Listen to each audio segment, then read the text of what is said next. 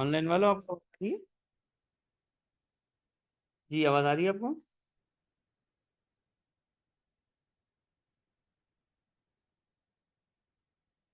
तो टैक्स जो है ये स्किल्स लेवल का वो पेपर है जिसका पासिंग जो है वो सबसे हाईएस्ट है।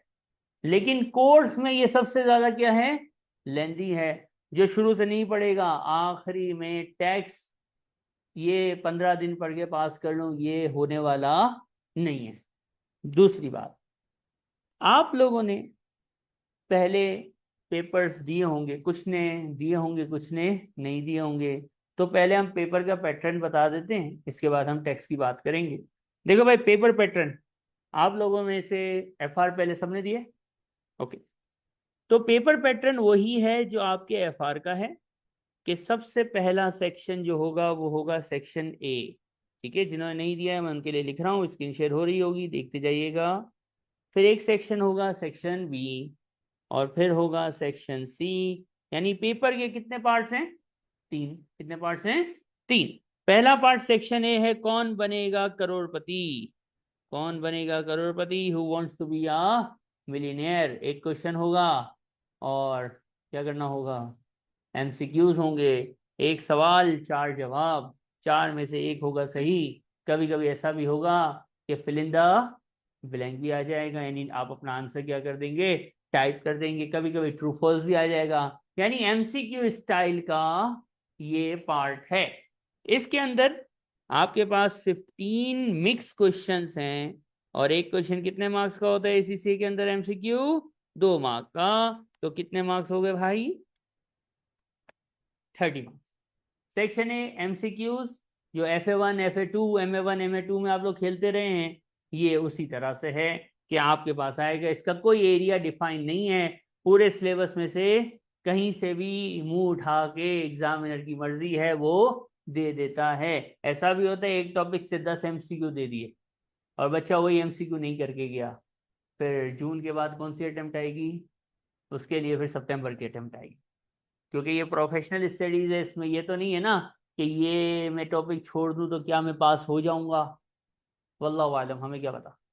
एग्जामिनर दे देगा तो पास नहीं होगा, एग्जामिनर ने नहीं दिया, माँ की दुआ थी तो फिर पास हो जाएगा। We don't know. इसके बाद हमारे पास है सेक्शन बी। सेक्शन बी को कहते हैं ओटीक्यूज।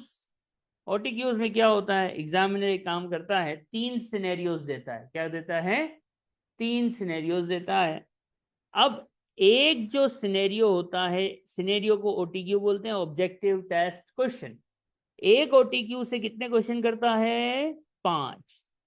एक ओटीक्यू से 5 क्वेश्चन एग्जामिनर आपसे करेगा।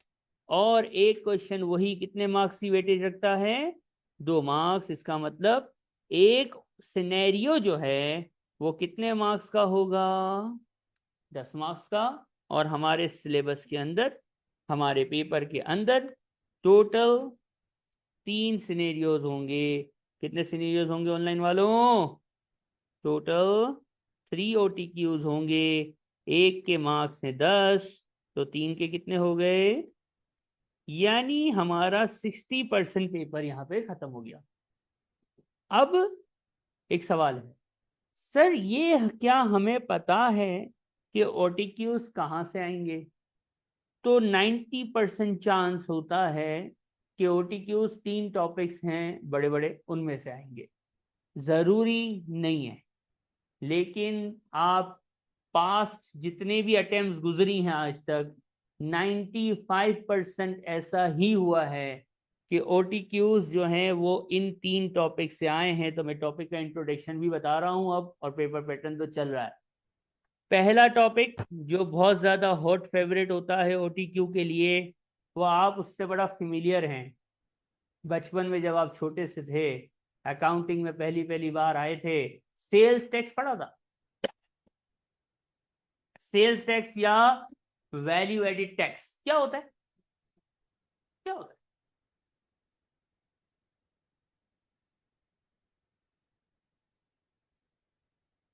यानी फाइनल कंज्यूमर से थ्रू सप्लाई चेन जो है वो क्या होता है, टैक्स चार्ज होता है।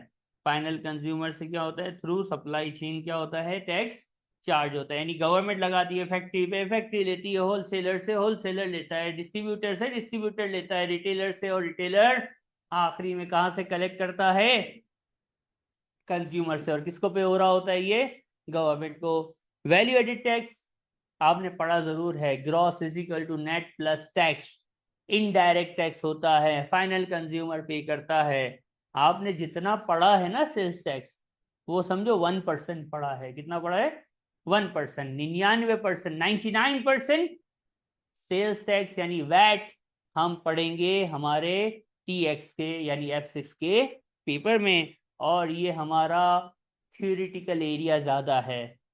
आप लोगों ने में से जिसने भी FR दिया होगा, तो FR में सबसे बड़ी थ्योरी कहाँ से आती है? कौन सा थ्योरेटिकल एरिया है? रेशोज की इंटरप्रिटेशन लिखना और कॉन्सेप्चुअल फ्रेमवर्क की थ्योरी। इसी तरह टेक्स्ट में भी कुछ 2-3 एरियाज हैं जो थ्योरी के हैं।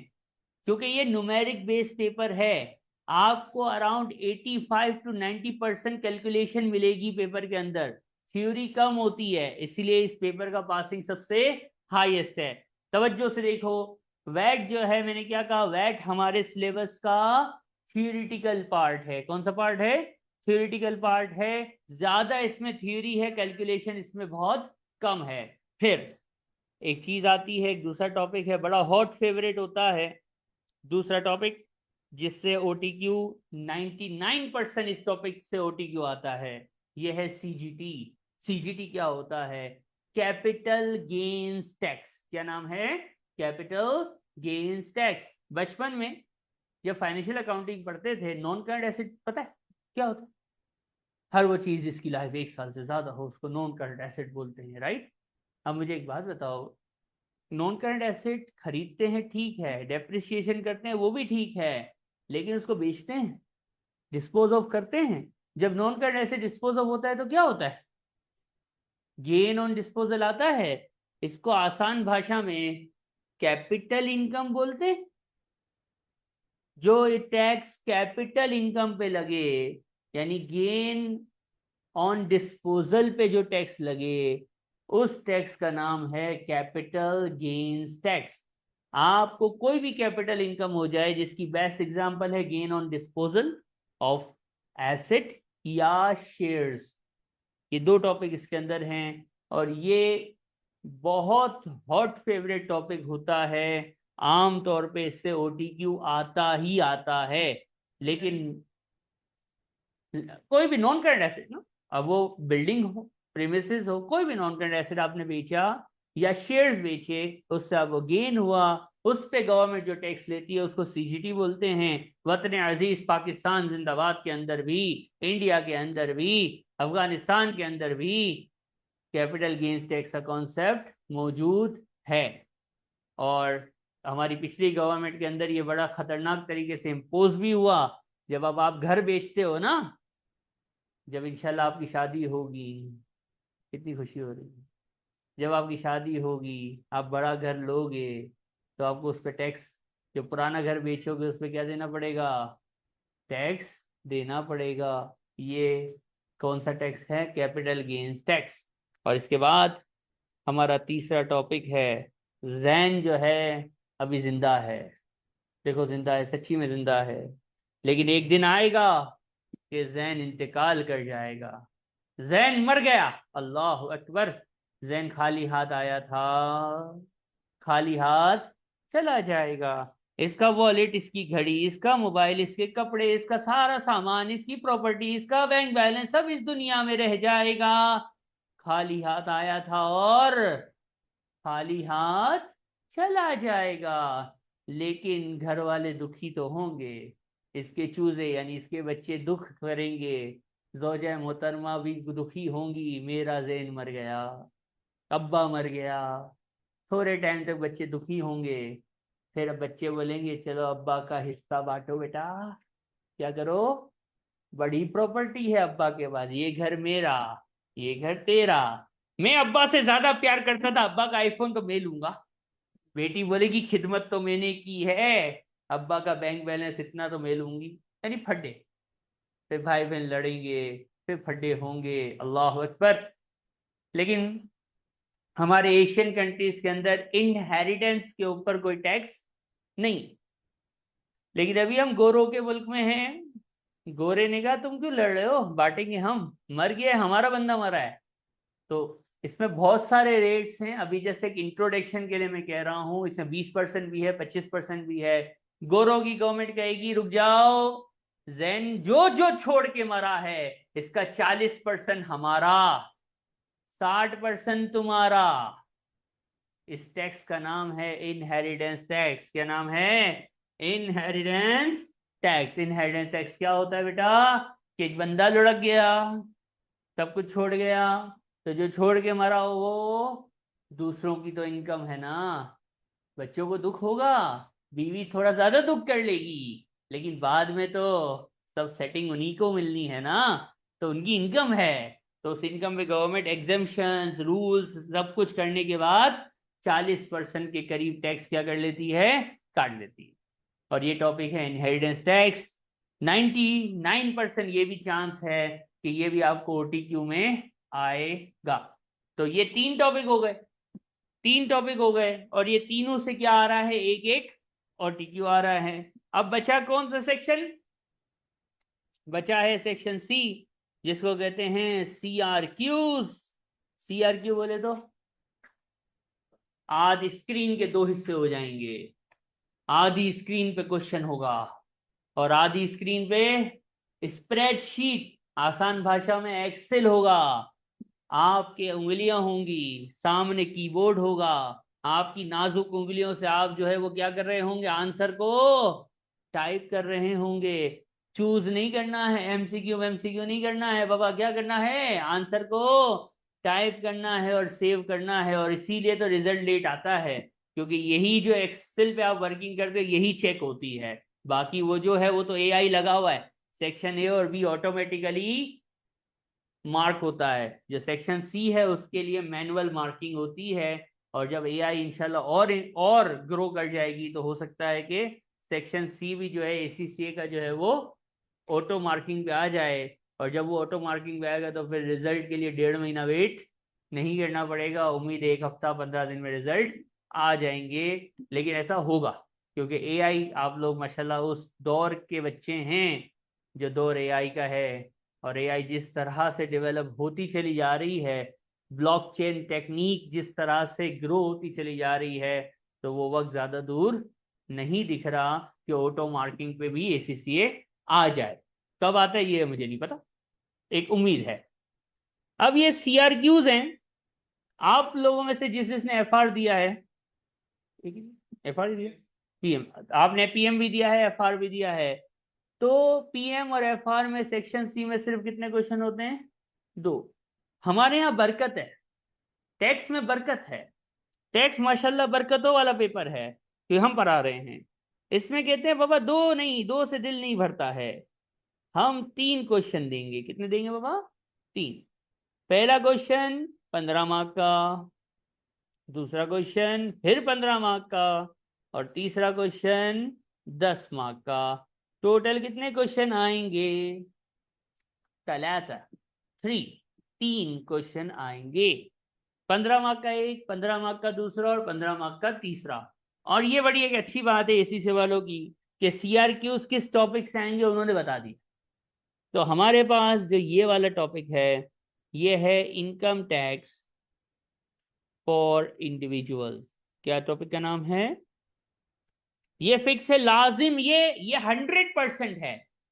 सीआर ओटीक्यूज मैंने कहा 90-95-99% है कि उससे आएगा। लेकिन जो सीआरक्यू है वो मैंडेटरी है, एग्जामिनर पे लाजिम है कि इसी टॉपिक से देगा, वरना उससे फाइन होगा, उस पर केस हो जाएगा। क्योंकि सिलेबस में लिखा हुआ है कि सीआरक्यू का पहला क्वेश्चन 15 मार्क वाला कहाँ से होगा, किस टॉपिक से होगा? इनकम टैक्स फॉर इंडिविजुअल से होगा। अब ये क्या होता है? आप लोग जो भी बैठे हैं, जो ऑनलाइन हैं, ऑनलाइन वालों जिंदा हो बेटा? लेट जिसने भी ज्वाइन किया वो भी जिंदा हैं? ओके, तो जिंदा रहो, जागते रहो, रोजा है फिर भी जागो। तो देखो बेटा, इंडिविजुअल, आप लोग सारे इंडिविजुअल हैं, आपको पता है?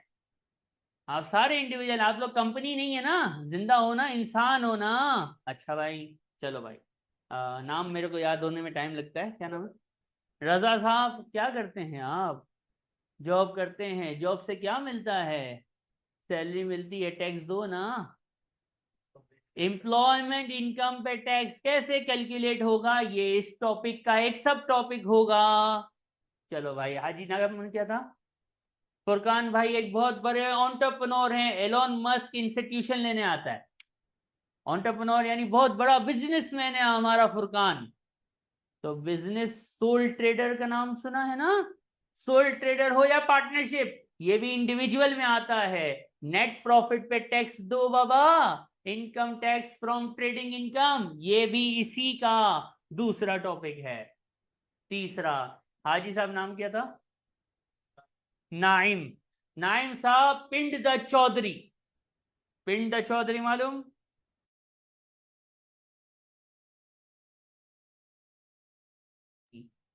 तो नाइम साहब पिंड द चौधरी हैं। पिंड द चौधरी बोले तो करोड़पति, यानी he is a landlord. Haji landlord, तुसी किस कैसे कमा रहे हो, कैसे कमाते हो, क्या कमाते हो? लैंडलॉर्ड क्या कमाता है? लैंडलॉर्ड जो कमाता है उसको बोलते हैं रेंटल इनकम। तो बाबा रेंटल इनकम पे भी हमें क्या चाहिए? हमें क्या चाहिए? टैक्स चाहिए। एम्प्लॉयमेंट इनकम हो, ट्रेडिंग इनकम हो, या प्रॉपर्टी इनकम हो, इस पे हमें टैक्स देना है। और जैन भाई हैं, जैन भाई की उम्र है 55 ईयर्स। अब क्या कर रहा है बेटा? सर अब मैं गार्डन में बैठता हूँ, सुबह चाय पीता हूँ, अखबार पढ़ता हूँ, फेसबुक ब्राउज करता हूँ और फिर सो जाता हूँ। कमाता क्या है? सर वो हर महीने गवर्नमेंट से, मैं गोरा यूके में रहता हूँ, हर महीने गवर्नमेंट से क्या मिलती है?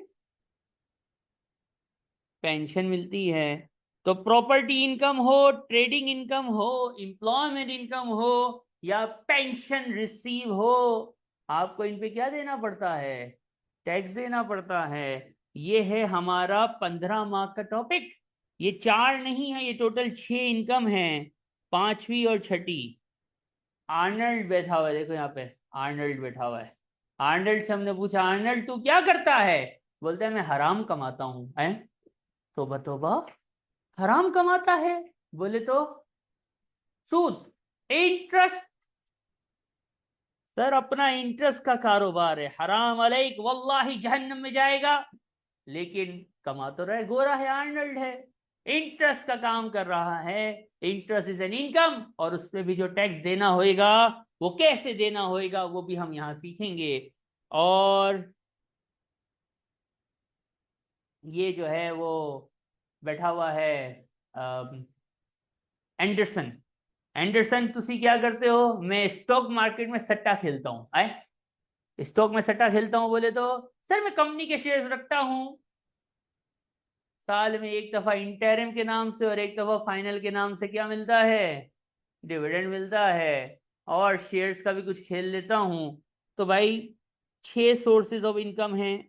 एक है एम्प्लॉयमेंट, एक है ट्रेडिंग यानी सोल ट्रेडर, एक है पिंड द चौधरी मतलब लैंडलॉर्ड, एक है हमारा रिटायर आदमी मतलब पेंशन, एक है हराम कमाने वाला यानी इंटरेस्ट, और एक है कंपनीज में इन्वेस्ट करने वाला यानी डिविडेंड। ये 6 सोर्सेज ऑफ इनकम हैं।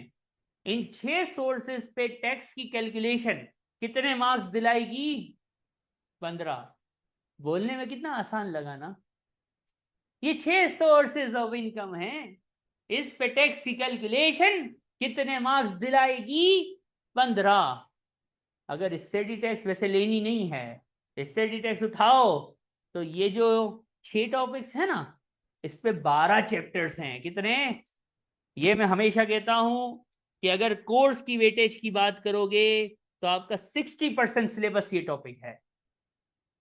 कितना परसेंट सिलेबस ये टॉपिक है?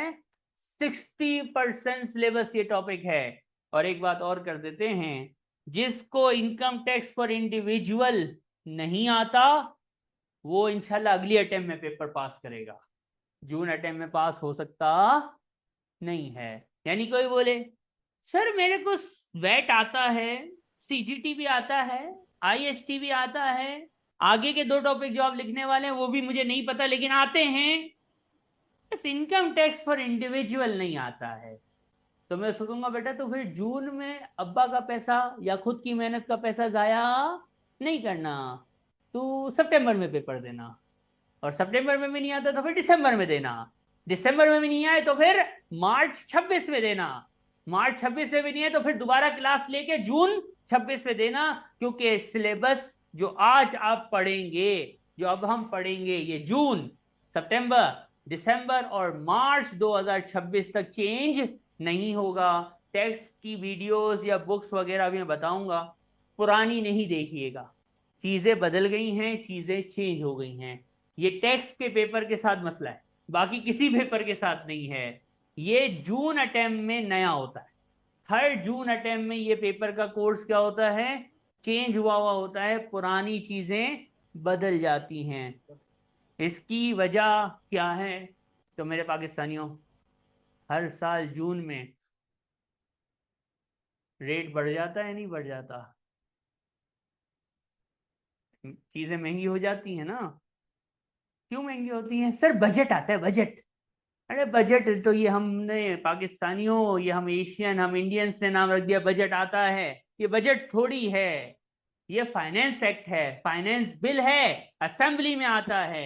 रेट्स बढ़ते हैं, रेट्स चेंज होते हैं, एग्जेम्पशन आती है, एग्जेम्पशन जाती है, कंट्री ग्रो करता है, एग्जेम्पशंस दी जाती हैं। कंपनी का हाल थोड़ा सा, कंट्री का हाल थोड़ा सा ऐसा हो जाता है तो फिर एग्जेम्पशंस खींच ली जाती हैं, नए टैक्स लग जाते हैं, पुराने टैक्स अपडेट हो जाते हैं। तो इसलिए जून अटेम्प्ट ये फ्रेश अटेम्प्ट होती है।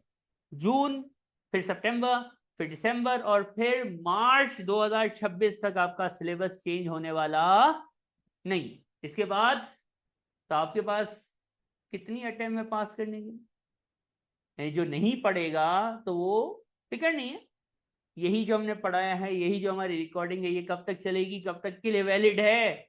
मार्च 26 तक के लिए। तो आप लोग तो माशाल्लाह पढ़ने वाले हैं ना, तो आप तो जून 26, जून 25 में पास कर लेंगे, तो आप लोगों ने टेंशन नहीं लेनी है।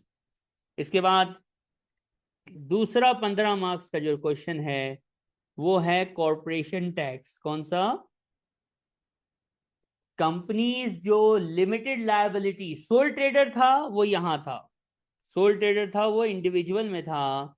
कंपनीज जो है ना, companies, how a company is going to pay its tax. Company का टैक्स इंडिविजुअल के टैक्स से अलग होता है, थोड़ा सा डिफरेंट होता है। गोरों के यहाँ भी ऐसा ही है, सही है, गोरे भी इस दुनिया में हैं, कोई मार्स पे नहीं है, हमारे जैसे ही हैं, तो कोई मसला नहीं है। जैसे पाकिस्तान, इंडिया, बांग्लादेश के अंदर इंडिविजुअल के टैक्स और कॉर्पोरेशन टैक्स में थोड़ा सा फर्क है, ऐसे ही यहाँ पे भी है। इसीलिए मैंने थोड़ी देर पहले बोला था कि जिसको इंडिविजुअल नहीं आता ना, तो वो कॉर्पोरेशन भी नहीं कर सकता, और जिसको कॉर्पोरेशन और इंडिविजुअल नहीं आएगा तो 30 मार्क तो गए। और एमसीक्यूज में भी ये टॉपिक्स आते हैं। MCQs any area of syllabus है ना, तो आम तौर पे इंडिविजुअल जो है वो एमसीक्यूज का भी हिस्सा बन जाता है। और आखिरी जो टॉपिक है इसका नाम है टैक्स प्लानिंग। क्या नाम है? Tax planning. क्या होती है टैक्स प्लानिंग, हम समझाते हैं। अज्यूम करो ऑनलाइन वालों, क्या सारे जिंदा हो बेटा?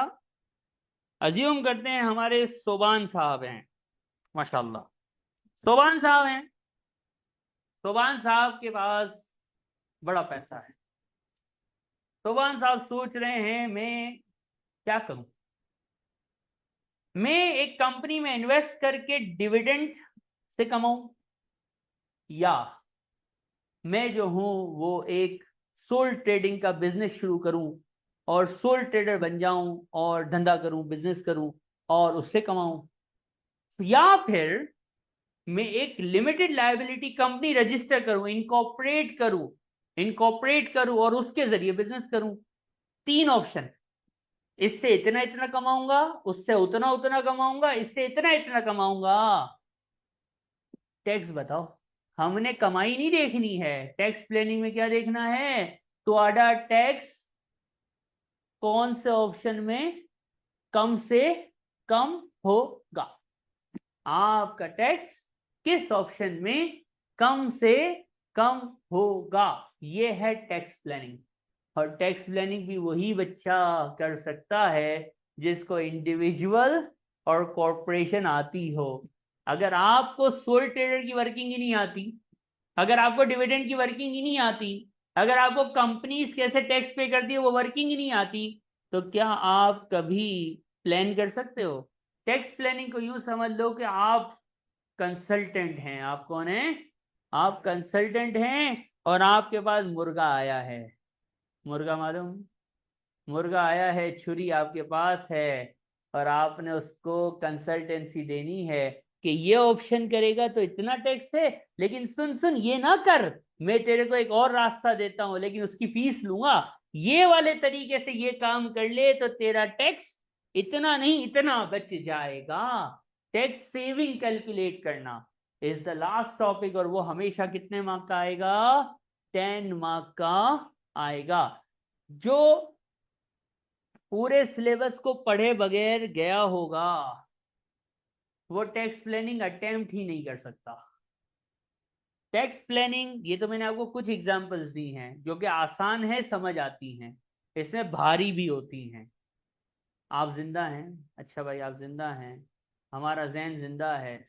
जैन अपनी प्रॉपर्टी लेके मर जाए, यानी जैन अपनी जिंदगी में कंजूस रहा, कंजूस, किसी को कोई तोहफा ही नहीं देता था, वो होता है ना अपनी खजाने के ऊपर खुद ही बैठा हुआ था, सही है, वो सांप वाप कुछ ऐसा, किसी को कुछ नहीं दिया और एक दिन हार्ट अटैक हुआ, मर गया। अल्लाह अकबर। तो जो छोड़ के मरा, ठीक है, उस पे गवर्नमेंट टैक्स लेगी, इनहेरिटेंस टैक्स होगा, जो अभी थोड़ी देर पहले मैंने बताया। ये एक सिनेरियो है। लेकिन नाइम साहब जो हैं वो पिंडे चौधरी थे, बड़े सखी थे, कभी अपने कजन्स को तोहफे दे रहे हैं, कभी जोजा मोहतरमा को तोहफा दे रहे हैं, कभी भाई को गिफ्ट कर रहे हैं, कभी छोटे चुन्नू मुन्नू अपने जो चूजे हैं उनको गिफ्ट दे रहे हैं। बेटी रहमत है, बेटी को घर गिफ्ट कर दिया। फिर एक दिन इनको भी हार्ट अटैक हुआ, ये भी लुढ़क गए, वो भी मरा, ये भी मरा। किसका टैक्स बचा? जिंदगी में तोहफे दे के मर जाना टैक्स बचाता है, कि सांप बन के अपने खजाने पे बैठना और कंजूस बन के मर जाना टैक्स बचाता है? ये भी एक सिनेरियो है। और इस पे एक नहीं कई पास पेपर मौजूद हैं कि आप जिंदगी में गिफ्ट करते हो तो टैक्स सेविंग, वल्लाही टैक्स सेविंग होती है। कंजूस को ज्यादा टैक्स देना पड़ता है, कंजूस का खजाना गवर्नमेंट के पास ज्यादा जाता है, और जो जिंदगी में क्या करता है, बांटता चला जाता है, तो उसके मरने के बाद उसके बच्चों को ज्यादा ज्यादा इनहेरिटेंस मिलती है। गवर्नमेंट उधर टैक्स में बहुत ज्यादा क्या हो जाती है, रिलीफ दे देती है। तो ये भी ऑप्शंस होते हैं, ये भी ऑप्शंस होते हैं। ये भारी सिनेरियो, ये सबसे भारी सिनेरियो है जो पेपर में टैक्स प्लानिंग में आ सकता है। बाकी वो जो हल्के वाले थे मैंने थोड़ी देर पहले बताए। ये हमारा पेपर पैटर्न है और ये हमारा सिलेबस है। तो सर सिर्फ 5 टॉपिक हैं? तो जी हाँ, ये 5 टॉपिक के ऊपर तकरीबन 1100 पेजेस की स्टडी टेक्स्ट है। सबसे बड़ा सिलेबस पूरे स्किल्स लेवल का इन 5 टॉपिक्स के ऊपर है। अब इन 5 टॉपिक्स के अंदर फर्दर बहुत सारे सब टॉपिक्स हैं। हम टैक्स इनकम पे देते हैं, किसी को लॉस हो जाए फिर, किसी को लॉस हो जाए फिर तो हम जाएंगे, कहाँ जाएंगे? टैक्स डिपार्टमेंट जाएंगे और बोलेंगे अल्लाह का वास्ता है थोड़ा रहम तो करो, तो वो आपका नुकसान देख के आप पे टैक्स में क्या देंगे, थोड़ा सा रिलीफ शलीफ देंगे। फिर एक बात बताओ, आप लोगों में से जो जॉब करता है पाकिस्तान में, यार हर साल अक्टूबर सितंबर अक्टूबर में क्या शोर मचा हुआ होता है, रिटर्न फाइल करो, भागा भागी मची हुई होती है, रिटर्न जमा कराओ, रिटर्न जमा कराओ। ये हर साल एक महीना फिक्स है ना, वो गवर्नमेंट डेट एक्सटेंड कर दे तो अलग बात है, वरना फिक्स है 30 सितंबर को जमा कराना है। तो गोरों के यहाँ भी कुछ डेट्स फिक्स हैं, कि ये काम इस दिन होना है, ये काम इस दिन होना है, ये काम इस दिन होना है, डेट्स, ये भी हमारे सिलेबस का ही हिस्सा है, वो भी इन्हीं टॉपिक्स के अंदर। अब सीजीटी है उसकी डेट अलग होंगी, इनकम टैक्स फॉर इंडिविजुअल है उसकी डेट्स अलग होंगी, कॉर्पोरेशन की डेट्स अलग होंगी, और डेट्स भी पेपर में लाजमी आती हैं, किसी को 2 मार्क की तो किसी को 10 मार्क की। डेट पूछेगा, बताओ ये काम कब करना है, हैंड आउट बना हुआ है, हम पढ़ेंगे, रट्टा मारना है डेट्स का, सिंपल। और डेट तो डेट होती है, रट्टा मारना है। और गोरों के यहाँ एक रूल है, जो तारीख है ना वो तारीख है, तू मर भी जाएगा वो तारीख नहीं बदलेगा। एक्सटेंशन ये क्या होता है, जो आखिरी है वो आखिर है बाबा, इधर बढ़ता है उधर बोलता है बाबा ये तारीख है तो ये तारीख है, तू मर जाए इसी दिन जमा करा, वरना क्या होएगा, वरना क्या होएगा, फाइन होएगा, फाइन होएगा, पेनल्टी होगी, और अच्छी भली पेनल्टी। वो छोटी मोटी पेनल्टी पे नहीं छोड़ते, वो पेनल्टी ये नहीं कि 5,000 का फाइन लगा दिया, करोड़ों रुपए की इनकम का घपला किया, 10,000 का फाइन, वहाँ ऐसा नहीं है। इसकी एग्जाम्पल ये है कि दुबई का नाम सुना होगा, एक छोटा मोटा देश है, हमने काफी साल वहाँ गुजारे। वहां पे आप सिग्नल तोड़ना तो एक सोचता है बंदा ना, नहीं है सिग्नल तोड़ना, वो सोच के भी डरता है। सिग्नल तोड़ देना इज अ डिफरेंट थिंग, उसकी सोच आ जाए ना कि यार मेरे को जाना है, वो सिग्नल है मैं तोड़ लूं, खुद ही बोलते हैं ना पापा लेट जाऊंगा, सिग्नल नहीं तोड़ूंगा। क्योंकि सिग्नल तोड़ने पे इतना फाइन है कि नॉर्मल एक आदमी की उतनी सैलरी होती है। जब मैं दुबई में था तो 3,500 फाइन था, और कितने हाफ पॉइंट, हर लाइसेंस के 24 पॉइंट होते हैं, आधे ब्लैक पॉइंट कर देते हैं, और जैसे ही पॉइंट खत्म आपको दोबारा लाइसेंस लेना पड़ता है। अब मेरे ख्याल में मुझे किसी ने बताया कि 6-6,500 रेड लाइट का फाइन हो गया है, या इससे भी ज्यादा। और आमतौर पे एक अकाउंटेंट की सैलरी दुबई में 3,500 दिरहम से स्टार्ट होती है। तो जितनी सैलरी वो पूरे महीने में कमाएगा, एक रेड लाइट पे उतना देगा। जेब्रा क्रॉसिंग का नाम सुना होगा, रोड पे होती है, रोड वहां से पार करना चाहिए, पता है आपको, ये खाली हमने पढ़ा है। हाँ हमने पढ़ा है।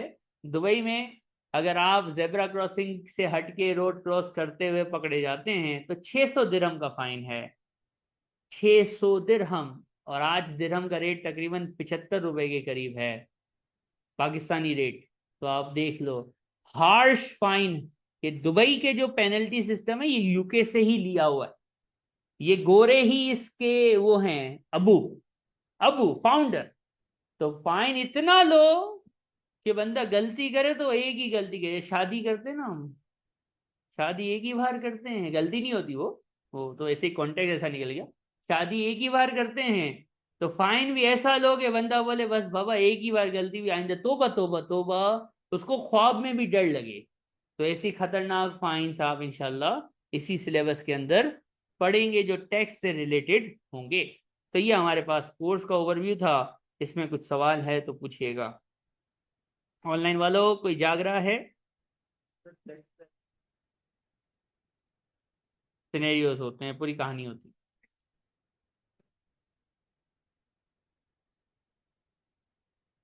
थ्योरी नहीं होती हमारे यहाँ प्लानिंग में, अब कैलकुलेशन, सारी कहानी कैलकुलेशन, गेम टैक्स में कैलकुलेशन का है, के टैक्स में गेम ही कैलकुलेशन का है। ये कैलकुलेशन बेस्ड पेपर है, थियोरिटिकल पेपर नहीं है। रिलीफ्स मिलते हैं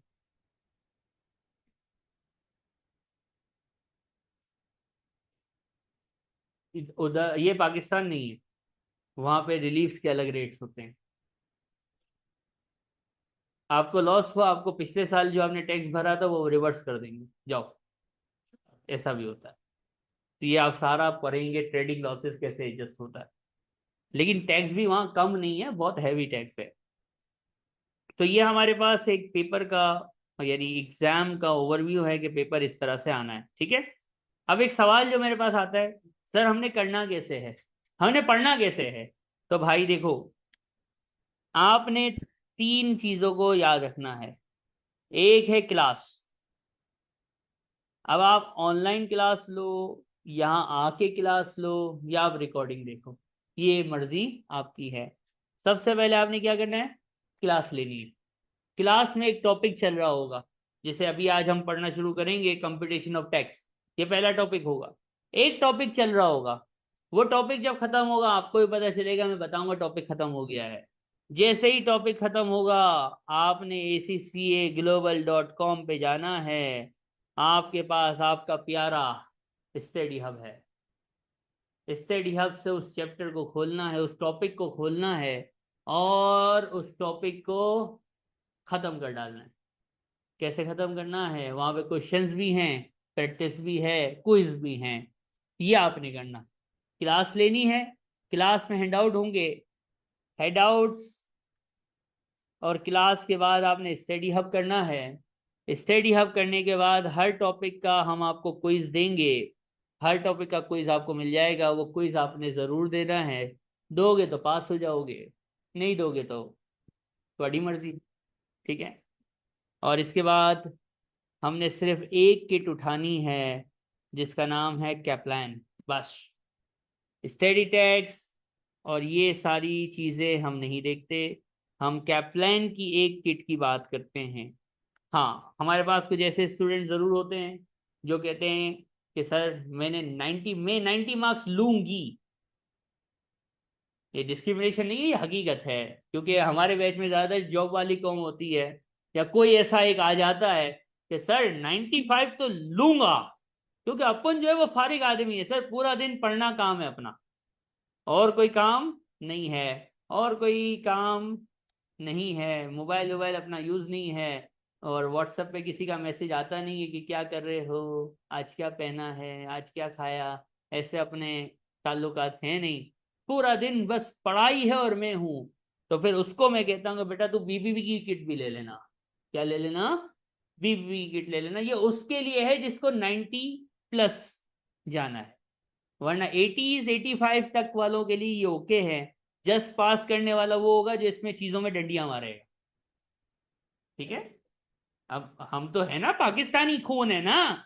सर इसका कोई जुगाड़ बताओ, अगर मैं स्टडी हब ना करूं तो क्या मेरा पेपर हो जाएगा। जैसे सवाल मेरे पास बहुत आते हैं, सर स्टडी हब की इंग्लिश बहुत मुश्किल है। तो बेटा तेरे को किसने कहा था तू गोरों की क्वालिफिकेशन कर, तू MA उर्दू करता। वो उर्दू विफाकी उर्दू यूनिवर्सिटी है ना बाबा, उधर जाता, उर्दू का पेपर देता, उर्दू में इकोनॉमिक्स पढ़ता और पेपर हो जाता। अभी बाबा ये तो मैं क्या बोलेगा भाई। तो खैर है, तो इंग्लिश थोड़ी सी तो आपको मेहनत करनी पड़ेगी ना। गोरों का पेपर दे रहे हो और गोरों की जबान नहीं पढ़ोगे तो फिर बदतमीजी नहीं होगी। तो स्टडी हब लाजमी पढ़ना है, क्योंकि स्टडी हब से ही पेपर में चीज़ें होती हैं। हैंडआउट 100% कोर्स को कवर करता है, कुछ भी नहीं बचता है। लेकिन स्टडी हब इसलिए बताता हूँ क्योंकि घर पे थोड़ी सी तो, थोड़ा आपको भी लगे ना कि हम भी कुछ कर रहे हैं, थोड़ा हम भी पढ़ रहे हैं। ठीक है। तो ये हमारा स्ट्रेटेजी है, इसको मैं कहता हूँ ये पास स्ट्रेटेजी है, एग्जाम को पास करने की स्ट्रेटेजी। ये सब कर लोगे इंशाल्लाह 80 आएंगे, इंशाल्लाह 80 या इससे ऊपर स्कोर कर जाओगे। इसमें डंडियां मारोगे 60, 55, 49 हो सकता है। ठीक है।